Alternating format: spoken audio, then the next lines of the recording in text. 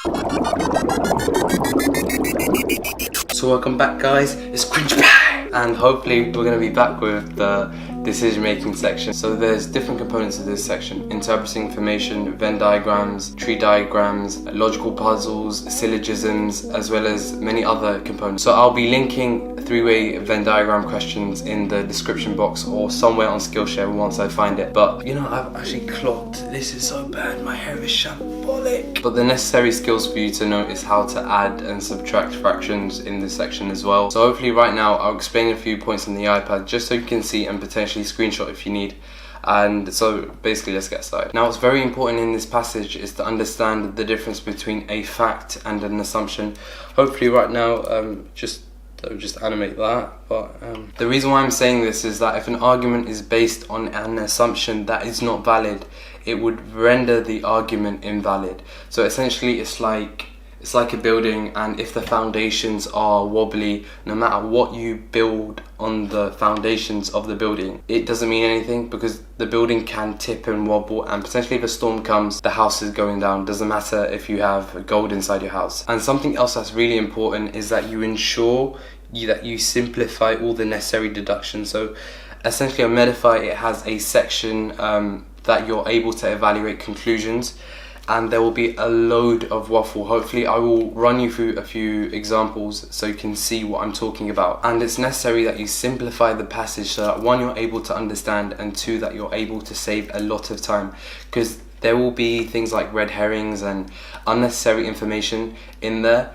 and you'll get better with this as time progresses, but to cut it short and to maximize the time you spend efficiently is a real plus. Now, a few technical things that I'll run you through is the difference between like sum, majority, logical phrases, and how that flows in one direction. So hopefully me explaining this, it should become clearer. So with the first thing, sum. Now, sum can be explained by having 10 apples on a table. If I say take some apples, you can take from 1 all the way up to 9, and you wouldn't be wrong. 100% you wouldn't be wrong. Like, I essentially gave you permission if you was to take 9.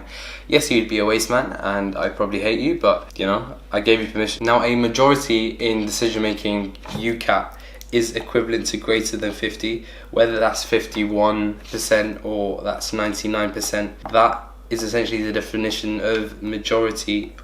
So it's just essentially greater than 50, like it says. And minority, less than 50. These are small terms that you may be confused later on if these are not defined to you early on. Now, one of the other points is that logical phrases only work in one direction. By this, I give an example that every duck is an animal, and it can't be reversed. It says can't be reversed. That's my dyslexia coming in, mild dyslexia. And essentially, I can't say every animal is a duck because that's wrong. And that reasoning, so if we was to go backwards, that reasoning would be invalid. So just know that, so that when we run through questions, you're able to realize, okay, there's an example of this logic, this faulty logic. Now, a major advice that I would say beginning the Ukcat is that you attempt the Venn diagram questions first. The reason why I'm advising this is because primarily those are the easiest, or tend to be the easiest questions of the bunch, and in order to maximize your score on this DM section, decision making section, you have to ensure you bag the easy marks first before you're able to go for those that are more complicated. Like with evaluating conclusions, you might get 3 out of 5 of the options correct, but you'll be left with 0 marks because 4 marks is 1 mark and 5 marks correct is equal to 2 marks. Hopefully I'll explain that when we get to those questions, but ensure that you're able to bag those easy marks.